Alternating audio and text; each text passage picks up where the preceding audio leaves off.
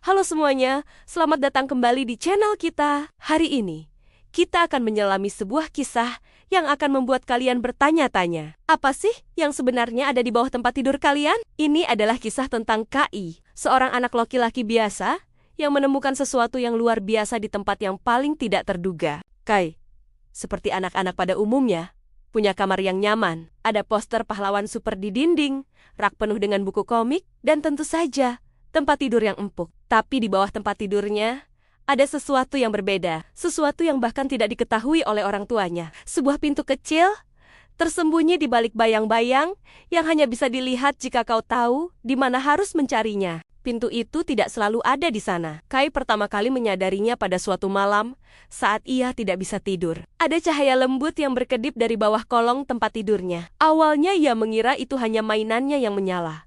Tapi rasa penasarannya lebih besar dari rasa takutnya. Dengan senter di tangan, ia memberanikan diri untuk mengintip. Dan di sanalah pintu itu, terbuat dari kayu gelap yang aneh, dengan kenop pintu kuningan kecil yang berkilau. Tentu saja, Kai mencoba membukanya. Tapi pintu itu terkunci rapat. Setiap malam setelah itu, ia akan memeriksa pintu itu. Berharap entah bagaimana pintu itu akan terbuka. Ia bahkan mencoba berbagai macam kunci dari seluruh rumah. Tapi tidak ada yang cocok. Pintu itu tetap menjadi misteri yang sunyi di bawah tempat tidurnya. Suatu hari, saat sedang membereskan kamarnya, Kai menemukan sebuah kotak tua milik kakeknya. Di dalamnya ada banyak barang kenangan, termasuk sebuah buku harian tua yang sudah menguning. Iseng, Kai mulai membacanya. Sebagian besar isinya adalah cerita tentang masa kecil kakeknya, tapi satu entry membuatnya berhenti. Kakeknya menulis tentang pintu menuju dunia lain yang ia temukan di kamarnya saat ia masih kecil.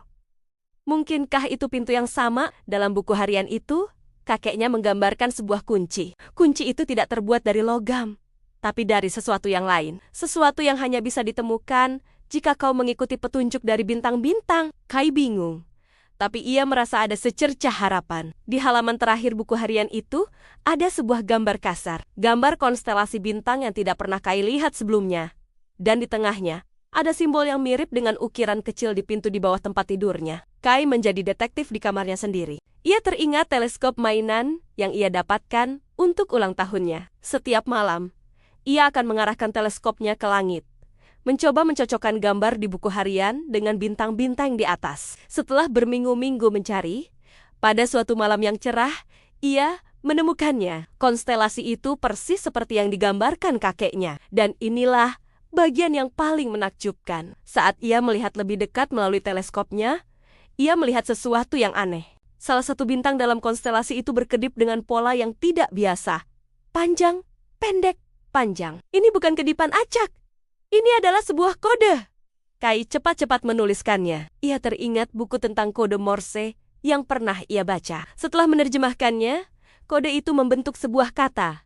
Harapan. Kai tidak mengerti apa maksudnya. Bagaimana sebuah kata bisa menjadi kunci? Malam itu, ia kembali ke bawah tempat tidurnya, merasa sedikit kecewa. Sambil menatap pintu itu, ia membisikkan kata itu. Harapan. Tiba-tiba, ia merasakan getaran lembut. Kenop pintu kuningan itu mulai bersinar. Dan dengan bunyi klik yang pelan, pintu itu terbuka sedikit. Jantung Ki berdebar kencang.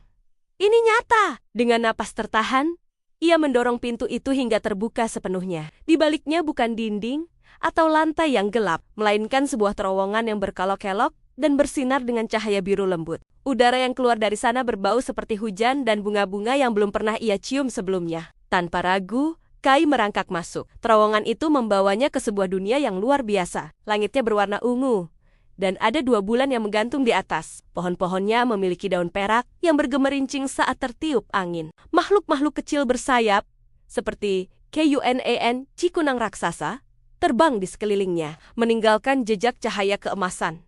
Ini adalah dunia yang hanya ada dalam mimpi terliarnya. Kai menjelajahi tempat itu dengan takjub. Ia bertemu dengan makhluk-makhluk ramah yang berbicara dengan bahasa musik. Mereka menunjukkan kepadanya sungai-sungai yang airnya berkilauan seperti berlian dan hutan-hutan, di mana jamur-jemur bisa bernyanyi. Dunia ini penuh dengan keajaiban dan kebaikan. Kai menyadari bahwa ini adalah tempat yang diciptakan dari imajinasi murni. Di tengah dunia ajaib ini, ia menemukan sebuah pondok kecil, persis seperti yang digambarkan dalam buku harian kakeknya. Di dalamnya, ia bertemu dengan seorang penjaga tua yang bijaksana. Penjaga itu menjelaskan bahwa pintu ini hanya muncul bagi mereka yang memiliki hati yang penuh dengan rasa ingin tahu dan harapan. Kakek Chai adalah salah satu dari sedikit orang yang pernah menemukannya.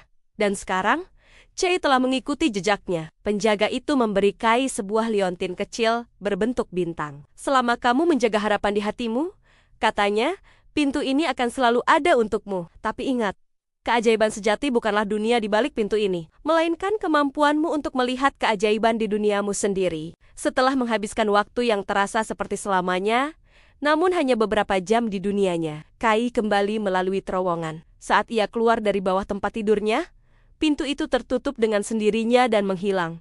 Seolah tidak pernah ada, tapi Kai tahu itu nyata. Liontin di lehernya terasa hangat saat disentuh. Sejak hari itu, Kai berubah. Ia tidak lagi hanya melihat dunia seperti apa adanya, tetapi juga seperti apa yang bisa terjadi. Ia menemukan keajaiban dalam hal-hal kecil. Warna-warni matahari terbenam, pola rumit di sarang laba-laba, atau tawa teman-temannya. Ia tahu bahwa meskipun pintu di bawah tempat tidurnya mungkin tidak selalu terlihat, sihirnya akan selalu bersamanya. Kisah Kai mengajarkan kita sesuatu yang penting. Terkadang, petualangan terbesar tidak ditemukan di tempat yang jauh, tetapi tersembunyi tepat di depan mata kita, menunggu untuk ditemukan. Mungkin di bawah tempat tidurmu, di dalam lemari tua, atau bahkan di halaman belakang rumahmu sendiri. Yang kamu butuhkan hanyalah sedikit rasa ingin tahu dan secercah harapan. Jadi, setelah mendengar ini, coba deh periksa sekeliling kalian. Siapa tahu ada pintu rahasia yang menunggu untuk kalian buka. Apa pendapat kalian tentang kisah Kai? Apakah kalian pernah menemukan sesuatu yang misterius di rumah kalian? Tulis di kolom komentar di bawah ya. Aku senang banget baca cerita-cerita kalian. Terima kasih sudah menonton sampai akhir. Jangan lupa untuk like video ini jika kalian suka, dan subscribe ke channel ini agar tidak ketinggalan kisah-kisah menakjubkan lainnya. Sampai jumpa di video berikutnya. Tetaplah penasaran.